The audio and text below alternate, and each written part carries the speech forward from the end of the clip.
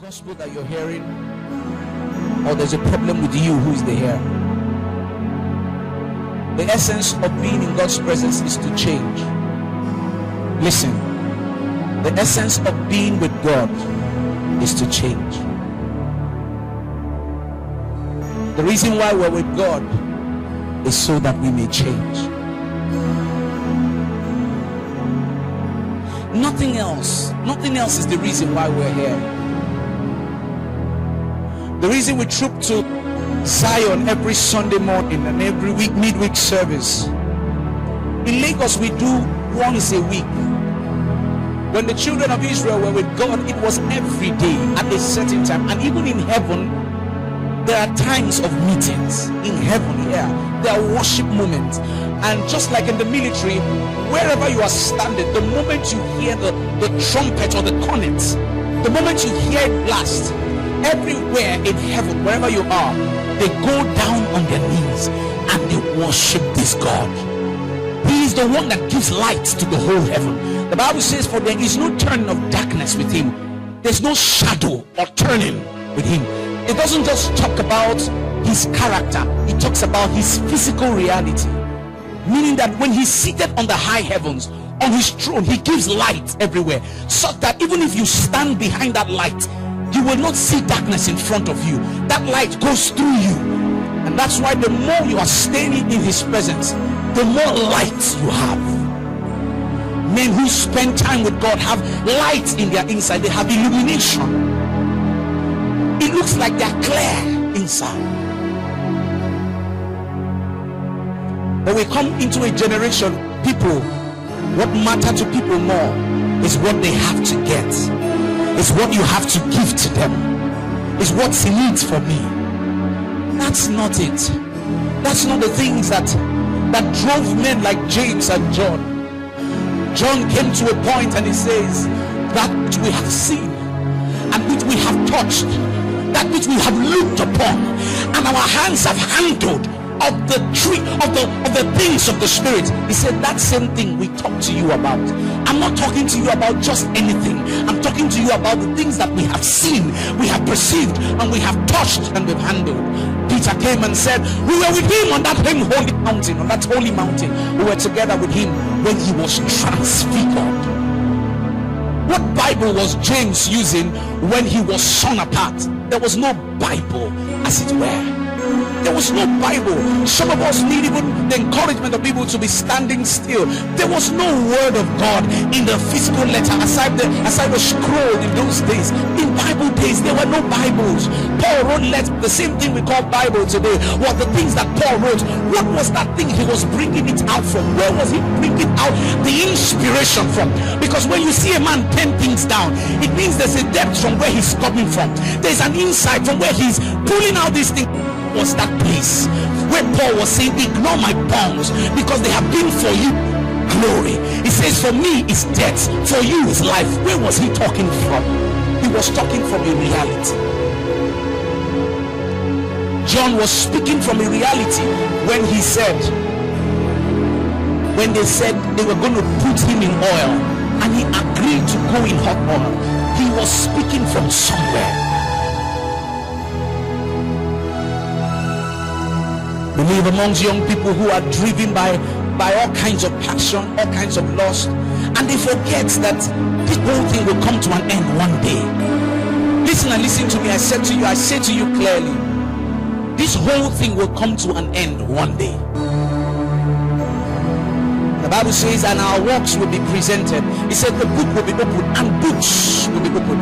The book that will be opened talks about the book of life. Books that will be opened talks about the things that we've done. The only time I had the opportunity to sit before the Big Brother program that held was the time where was the last day when there was the crowning, and I noticed something, that they were showing the activities of each of the housemates in the house for 80 days, right? Yes. 90 days, 79, all right. For 79 days they were showing activities, and one day I'm going to sit down and I'll be watching myself I said, Lord, these guys were programmed, and many of them are going to go with that video and they want to play the things that they did in the house. Those who were evicted first only had 3 days to spend, and so or 1 week to spend thereabout. Those who stay till the end of the program will have a lot to watch. In fact, their CDs are going to be so much, and they will watch and watch and watch and watch. They'll probably sit down for another 3 months to watch what they did in 3 months. And one day I'm going to be in heaven and everything will be played. Everything that I've done. Listen, brothers and sisters, everything that I've done. Did you hear what I said? Everything that I've done will be played. And I'll be the watcher. Then now I'm the actor, then I will be the viewer. I'll be seeing myself standing here speaking to you. And then they're going to show me my secret corner where I was studying, where I was thinking, what does God want me to do? They're also going to show me at the point where I probably did something wrong. The video will not spare some. And everybody will stand and watch with you. Now you're the only one watching. Then everybody will watch with you. Because the heart is your secret place. But then it's not going to be a secret place anymore. It's going to be a public place. Last week I was talking to you about what kind of prayer? The effective prayer. And I ended with something. I was sure that when you don't change,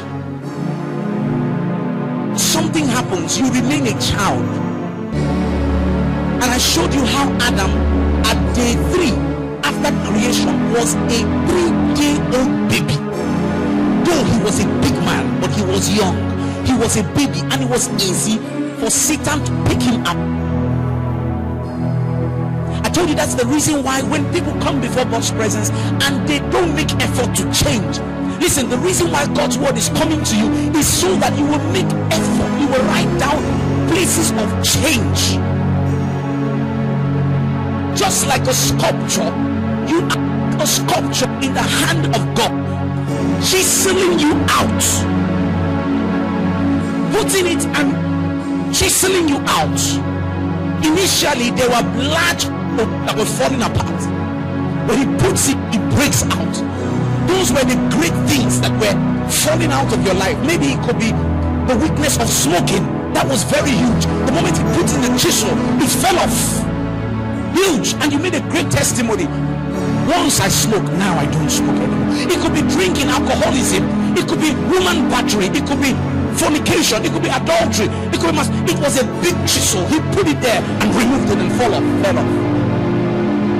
But then as the work starts getting beautiful, the chippings are no longer large chippings. They are now small chippings that are not supposed to be part of the real image. Are you with me? Are you getting me? Those little chippings are not even supposed to be part of it, but they make it sweeter. It gets to a point, he's no longer chipping it out, he's now sandpapering it. In sandpapering, things fall off, but they are no longer in molecules, they are now in atoms. They are now little. It could be that your facial expression. Wow, is this something to give a testimony for? Not exactly. Is it part of your work with God? Oh yes. In that sandpapering, it could be your little words. Let your words be soothing with grace and with salt, so that you may know how to talk one to another. Those are the kind of things he begins to sandpaper as the walk gets smoother, as you begin to look like him. Because the whole process is that we may be turned into the image. Romans chapter 8. For whom he did foreknew, then he predestined. Romans chapter 8. Such an amazing scripture that lets us know what the real work is.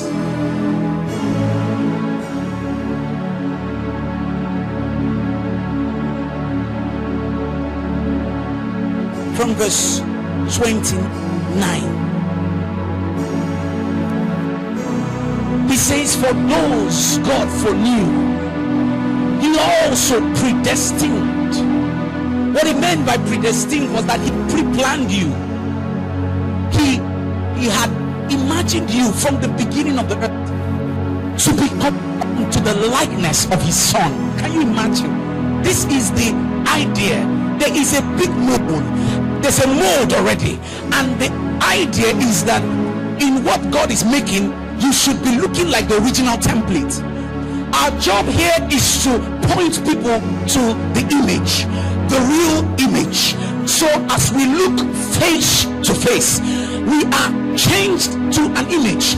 There's an image that we're portraying. There's an image we're building after. So he says that we are conformed to the likeness of his son, that he might become the firstborn amongst many brethren. In the beginning, he was the only begotten son, but when he died and rose again, he brought us into oneness. The Bible says, for they that with one spirit with God are joined to Christ. He says we are fellow heirs, and so he has brought us, and we are now brothers.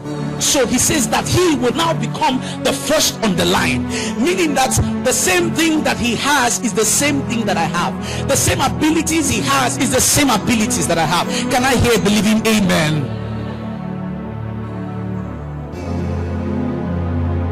And verse 29, the next verse, verse 30. And those he predestined, he also called. And those he called, he also justified. Are you seeing the amazing drama? Paul was learned. Paul was a learned person. I expect him to write, for those he justified, he called.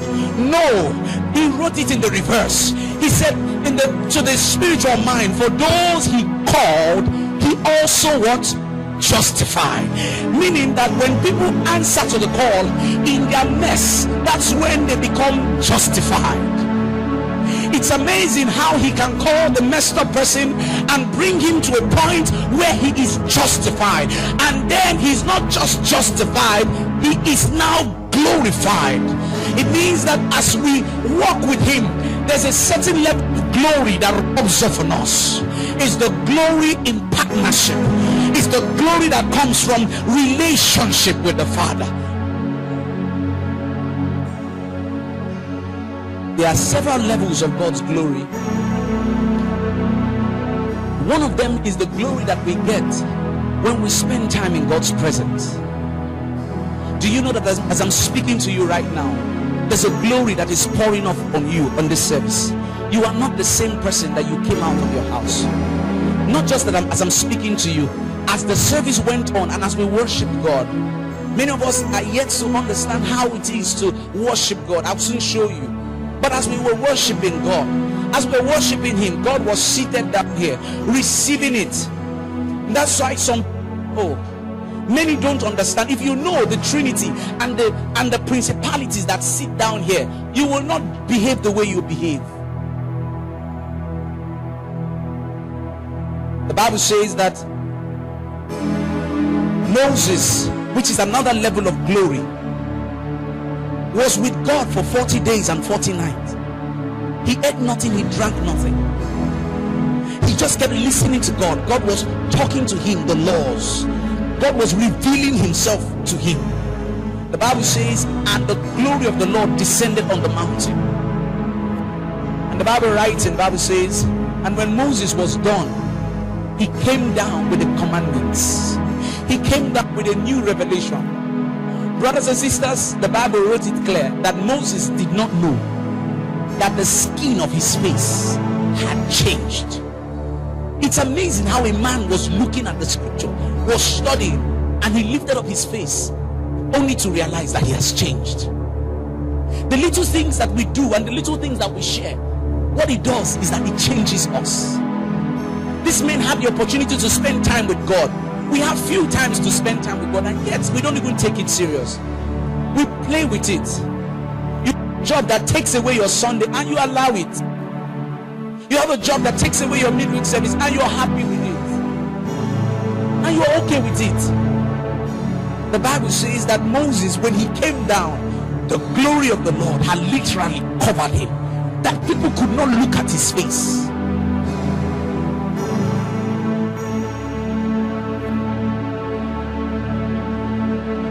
One of the things that hinders prayer, one of the things that hinders people from being able to pray is sin. Now listen to me. Sin doesn't stop your prayer. Sin only makes you not able to pray. Sin weakens your ability to pray. And that's why I want to say to you that before you come to a service on Sunday, get your heart ready on a Saturday. Get your heart ready through the day. Prepare yourself for God. Because you're about to have dinner, you're about to have lunch with God, you're about to have a meeting with God. It's just right for you to look proper before the meeting. Imagine going for the wedding that happened yesterday, the royal banquet, the royal wedding, and you go there undressed. Even the Bible wrote about the man who was properly dressed, even though he was given a direct invitation. The Bible says when Jesus was walking around the wedding and was looking at his guests, he saw a certain man and said to him, "Hey guy, what are you doing here?" He said, "I was invited." He said, "Really, you were invited? Didn't they tell you where you were invited to?" He says, "Now pack your things." The Bible says, and they bundled him hands and feet and threw him out of the same wedding that he was given a card for. Why? He wasn't properly dressed. Now that looks like a literal statement, but it's not. It's talking about the dressing of your heart.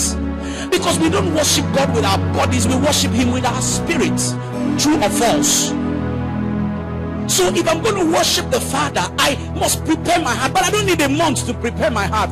Even if I don't have my heart prepared, the moment I walk into the sanctuary, all I ask for is the blood of Jesus. Because you see, let me tell you. Listen and let me tell you.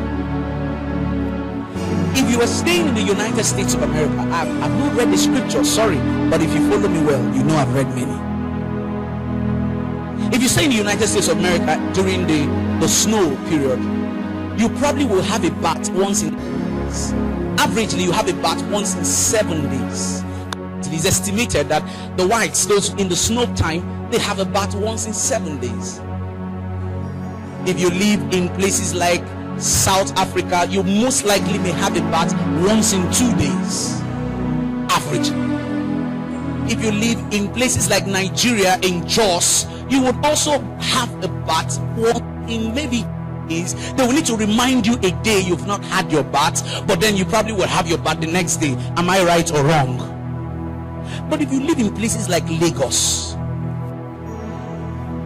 you will need to have your bath every hour, especially if you walk in the public. Am I right or wrong?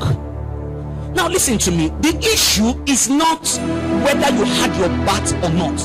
The issue is you're going to make changes and adjust to the environment where you are to suit what you have to do. God will not judge you by your action. God will judge you by the changes you had to make because of the environment that you are in. What am I trying to say? In areas that have more dirt, you will need to do cleansing all the time. Are you getting what I'm saying? So it's now not wrong that you have come into God's presence and you are having a cleansing because you are in an environment that is stained. But if you go to some same areas, for instance China, and even in Nigeria for an example, the north, you will be sane for a period. Your Christian life will have a remarkable difference, a significant one as a matter. Nobody will need to tell you, thou shalt not fornicate. Who are you fornicating with? Nobody will tell you, thou shalt not commit adultery. Excuse me, is it not when you see something that will make you commit adultery, you commit the adultery? Nobody will need to tell you, thou shalt not steal. By the time they cut your hand, you will know. So you are in an environment that is literally state you are forced to serve God. When you come into areas like Lagos, like Abuja, where there's so much loose control, the difference, you will need the washing more often. My question is, what changes are you making in your itinerary to accommodate the presence of God often in your life? What changes are you making? For instance, people like me have had to need to consistently play audio messages and video messages to accommodate my work lifestyle so that I can consistently be in tune with the presence of God. We will have to download audio Bibles so that we can just hear it on the go. These are the changes that we've made to accommodate our work style.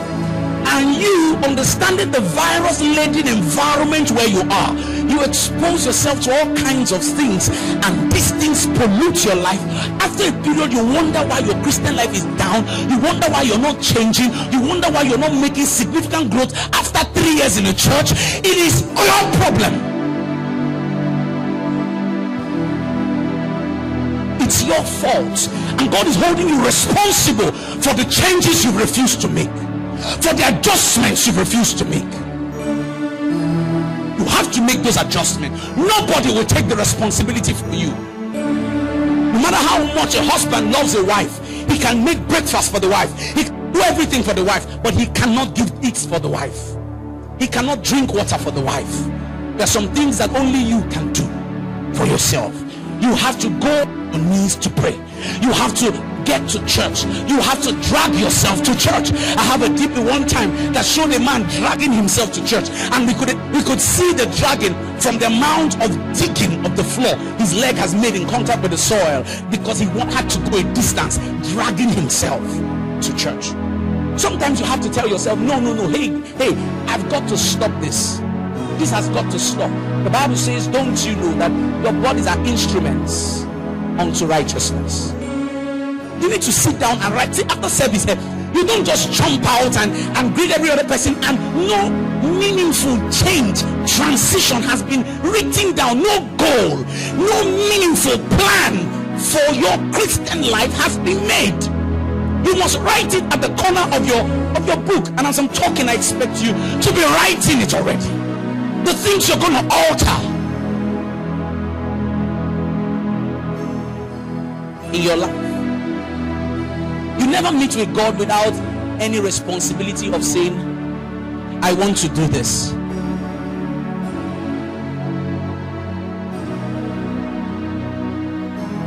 So Adam was a child, and Adam failed. 3 days, 4 days, how many days after creation Adam fell and lost the glory? And then the Bible talking about the second Adam, he came back, and he didn't come like a man, he came like a baby, and he grew, and he had come to a state of maturity. When Satan approached him, it was difficult for him to fall. Your consistent staying in God's presence is what will keep you in balance, is what will keep you in check. When babies are born, the first things that are given to them are vaccines. The mother thinks that she's smart, she's wiser than the nurse. How dare you prick my child one day at birth? Don't you know it's still a baby? No, leave my baby, and takes her baby home. Even a whispering tuberculosis, even a tuberculosis that wasn't planning the baby, that was going on his own or her own, will get to that baby and not just make that baby sick, will kill that baby. Why? Because the baby refused to take immunity against the rainy day. Are you listening to what I'm saying? Because there's always a rainy day. It's not all the time. It's not all the time. You've got to build capacity for that day. There are days where you cannot pray. It's the prayer you've made that will make a store for you. Hebrews chapter 4 verse 16 says, let us come therefore boldly before the throne of mercy, that we might obtain mercy and find grace that would help us when in times of need. When we need it, it's a store. It's a store. We can bank prayer. We can store prayer. We can store this. We can store the word of God. You think these things you're hearing, it's not making any difference? The day you will be in one chance. You think you cannot pray in tongues? We're talking about praying in the spirit, and you are joking, we cannot pray in the spirit. How can I pray in the spirit? It's not my, everybody has a gift. We're coming to that. The gift is not for me, it's for some people. A certain girl, she's Catholic by denomination, and she together with a Christian got taken in a one chance bus for slot They got to the room. I'm not just telling you just a reported speech that may not have happened. I'm telling you something that has happened. You know, sometimes we think that some of these things we hear on the news are fairy tales. Some of these things we see on WhatsApp are fairy tales. For an example, I need to even say it. I have a patient right now who are managing for explosion of power bank in his pocket. You need to be very careful. Explosion of power. It busted everything. Just think everything. Yes, everything. We are salvaging everything. He did. Power bank explosion. Yes. He was not even charging it. He was not charging his phone. The power bank was separate from the phone. And it was not just a power bank on the road. It was a power bank from ShopRite. Yes, a good power bank, according to him. Exploded. So when you see it in the audio, in the WhatsApp, you say these guys have come again. It's not. So this one, I'm not a living witness. And so it's good to tell you so that you will be careful of what you do. And this lady was together with this other lady. They all bundled them into the dark room. And this lady of the spirit began to pray in tongues. She prayed in tongues. When this Catholic lady saw that the water has started to pass Gary, the way we are going, when people started going one by one and not returning, she joined the lady. She gave her life to Christ again, received the baptism of three dear, got baptized in the Holy Ghost dear, and began to pray in tongues dear, with manifestation of the gift of the Spirit dear. And guess what? The tongues made way for them, because when the other lady was told that you can't bring sacrifice to sacrifice, you can't bring God to God, how can you bring this person? Please take her away. The lady now understanding where she's standing, that she can no longer be used, she now told them, I will not go without this one following me. That was how they left that place. Yes. Not one, not twice. The other one that I'm sure of is a lady from Domino City Church here. She just comes down from morning prayer and stands on the bus. Somebody asking her a question, put her in a vehicle, in a kabu bura moto, and that was all she remembered until she got to a place and prayed in tongues. When they found out they couldn't use her, they didn't bring her with a bura moto, they brought her with a jeep, brought her back here, dropped her, and zoomed off. Put your hands together for the Lord.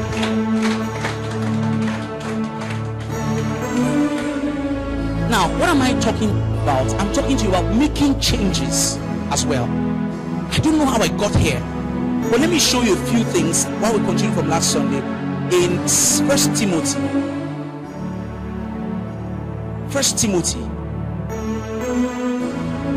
Glory to God. 1 Timothy chapter 2 from verse 1. The Bible says, I exhort therefore that first of all supplications, prayer, intercessions, and giving of thanks be made for all men.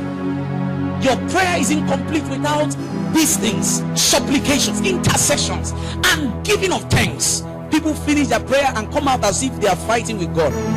No, there has to be no. You don't give thanks until you've seen result. Why are you giving this? Because there is faith. I have the answer.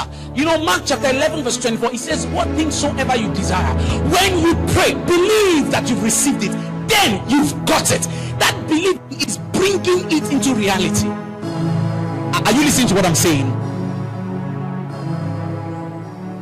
Therefore I say to you, what things soever you ask or you desire when you pray.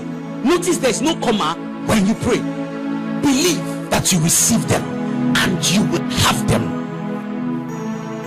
Let's go back to Timothy, 1 Timothy chapter 2. Let's look at verse 2. So he's talking to us, the people we pray for kings, for authority, and that we may lead a quietful, a peaceful life in all godliness and honesty. For this is a good and acceptable thing in the sight of God. It's important that we pray for all men. But this is one thing I'm looking at. Let's look at verse 7. No, verse 8 rather. Let's look at verse 8. He says something amazing. He says, I desire therefore that men everywhere, come on, say men everywhere.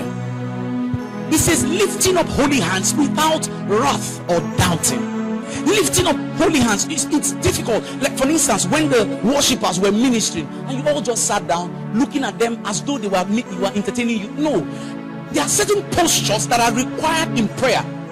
When I talk about these postures, I'm not saying it because I want you just to be misbehaving in church. That's not why I'm saying that. When I say express yourself, there is a connection between your physical appearance and the state of your heart. Are you listening to what I'm saying? If you don't express happy character, you will not be happy. It said that people who just make up laughter live their lives laughing. Why? Because laughter increases your life for 9 more years if accident doesn't take you. Yes, people who have learned to laugh often live longer, 9 more years longer than their normal people, than every other person. It's something that when you do it on the outside, it manifests on the inside. Just laugh. If you don't have anything to laugh about your enemies. Laugh about the people that will be in surprise when they will see that you are now abroad. Laugh about the people that will be surprised when they see that you now got admission. How? When did you buy a car? Some people came and asked, I hate that Pastor Ennis now has a car. So he can buy a car. I say, Pastor Ennis, laugh. Hey, do you know the first place that I noticed that God laughed and it was written was when he says, and he laughed at his enemies. He says, and God shall laugh from his holy hills, where he will laugh about the delirium of his enemies. He didn't say he was crying humbly, no, it says he laughed.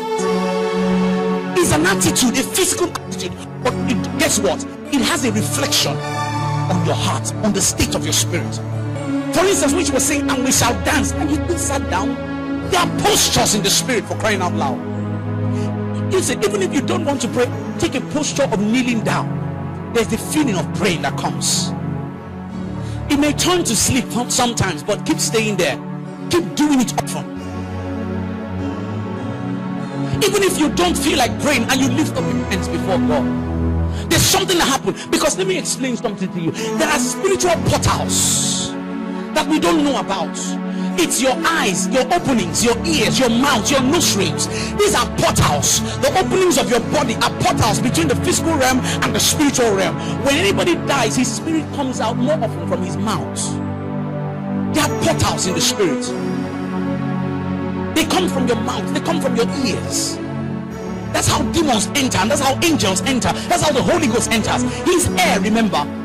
The Holy Ghost is wind, spirit. He's spirit. He's not material substance. He's spirit. So don't ask questions. Where, if he lives in me, where will he stay? He can stay even in your skin spores. He is air. He's wind. But guess what? There is another portal that deals with the extremities of your hands, your toes and your nails.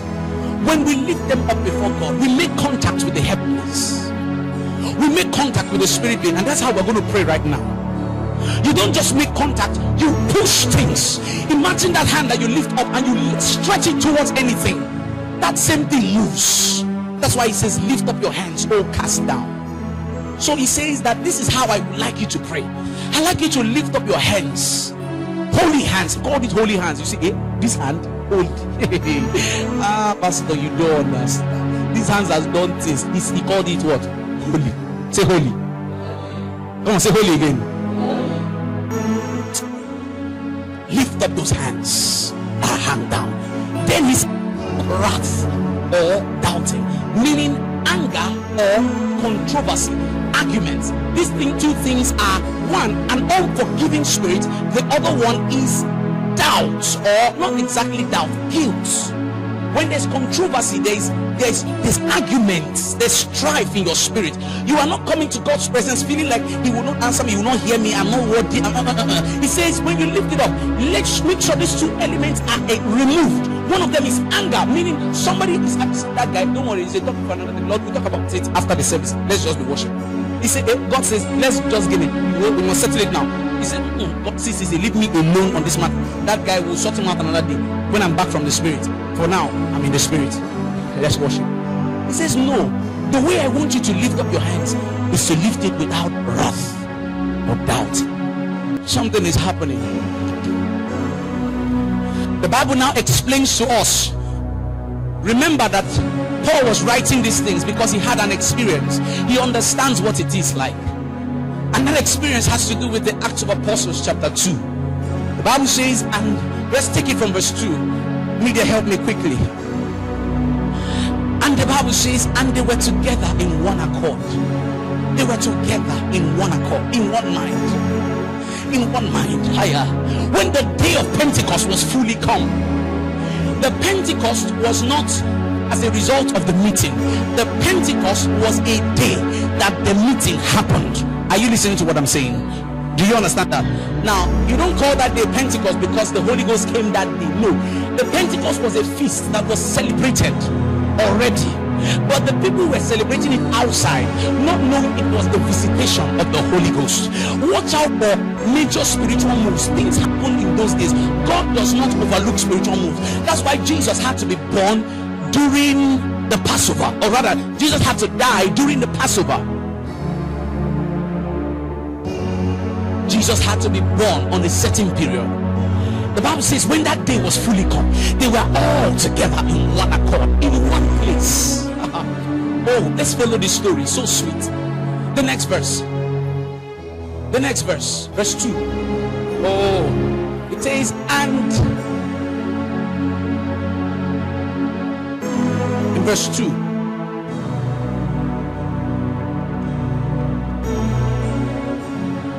Okay, and suddenly there came a sound from heaven as of a rushing mighty wind.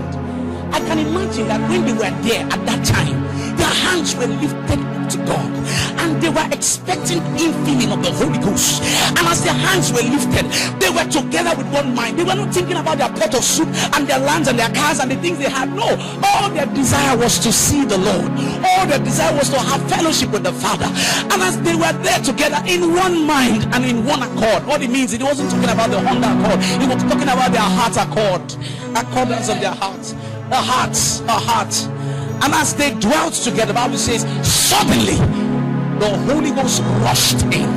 It was in a haste, and so he came in like a mighty strong wind. The Bible says, and he filled the whole house. The filling of the whole house talks about the glory I told you about. The first glory, it talks about the glory we receive when we are together. Did you remember when I said that? So when you fill the whole house, the Bible says, and what now happened? The next verse, verse 3. Bible says, and there appeared on them divided tongues as of fire, and he sat upon each of them. Can you imagine? These guys never knew what happened. Are you with me? These guys didn't know. They didn't know that as they were sitting down, there was something pouring on their heads. They didn't know. They were not aware. And now bringing it to your notice that there's glory that's walking over your life. That's why you need to be aware what you do after a service. It's not time to go and drop it in someone's house, or go from church to whispering out. Go to your house. Be your house first. Except you're going on visitation, and then you give them peace be unto you. I bring that which I came with. And remember, if it was part of you, it will not leave you. If anybody taps on it, the person cannot take it. The person can share. Am I saying something? And so the glory was on them, and they didn't know. They were just together in one accord. The Bible now says the next verse, verse 4. The Bible says, and they were all filled with the Holy Ghost, and the feeling of the Holy Ghost motivated them to speak. The Holy Ghost never spoke for them. The Holy Ghost didn't speak. The Bible says they were filled, and then they began to speak out of the infilling. It came into them, and they started, they busted out. The next verse, as the Spirit gave them utterance, there were dwelling in Jerusalem Jews, devout men. Devout men talks about religious men from every nation under heaven. Now, every nation, God was wise. He did a public induction of the Holy Ghost. He didn't do it in the corner. He did it publicly. Then the Holy Ghost was appeared unto us. It came in public announcements. The Bible says every tongue, every nation under heaven was in representation. The Chinese were there, the Hindus were there, the Buddhists were there, everybody. God is an awesome God. So that somebody will not say, oh, they got it from one corner somewhere. I was there. I was there, that faithful. Next verse. And when the sound of the multitude came together and were confused because everyone heard them speak in his own language. Now listen, he didn't say because everyone heard each person or some people or this person. No, he said he heard them, meaning that when he came closer, what he was hearing from them was his language. Two things I can pick out of there. They spoke in tongues. The Holy Ghost was saying the same thing, but was interpreting to them in the different languages. Are we together? Are we together? That means that it was not the issue of the speaking, it was the issue of the hearing. The hearers were hearing in their language. He made it clear to them. This is what they're saying. How can 120 people in a place be saying different things in the audible here, and somebody will be hearing one thing, his language? No, it will be noise. You don't hear what they won't make out anything. They would have heard noise, but they didn't hear noise. Are you listening to what I'm saying? They heard something, and that was the beginning of the Holy Ghost. Nobody laid hands on them, nobody touched them. They just received it. Then the Bible says that there is a level of prayer in Romans chapter 8. From verse 29, I think the Bible says for the Spirit. Romans chapter 8, from verse 26. He says, likewise the Spirit. I want to show you. I wish I can show you many things happened after the Pentecost. They spoke in tongues. If you read 1 Corinthians chapter 14, the Bible says, he that prays in unknown tongues speaks mysteries. No man understandeth him, howbeit only God understands him. The Bible now says in Romans chapter 8 verse 26, says, likewise the Spirit helps our weakness. I wish I can get the amplified version. Church, can we rise on our feet as we pray these prayers? Because we are going to pray in the Spirit right now.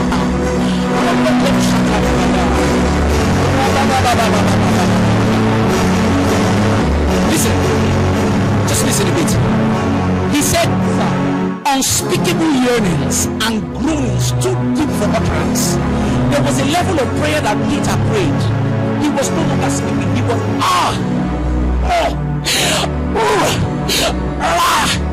nothing was said. He was groaning. This was the prayer that Esther got into, that Eli in the flesh could not understand. He said she was drunk. She was groaning. Guess what? She was already manifesting in the third dimension, in the fourth dimension. Eli didn't know. She was praying in the Spirit, and the Holy Ghost was the one. Now notice, it was you doing the prayer. The Holy Ghost wasn't praying for you. You were praying, but the Holy Ghost was helping you. He was bearing you up. Are you listening to what I'm saying? We're going to learn these postures and this language right now, and we'll start praying it to the Father. Because on the Pentecost, they didn't pray in Jews, neither did they pray in English or pray in Scottish or pray in Chinese or pray in Yoruba. No, they prayed in the Spirit, and the Holy Ghost gave utterance. Now you're going to open your mouth in the Holy Ghost.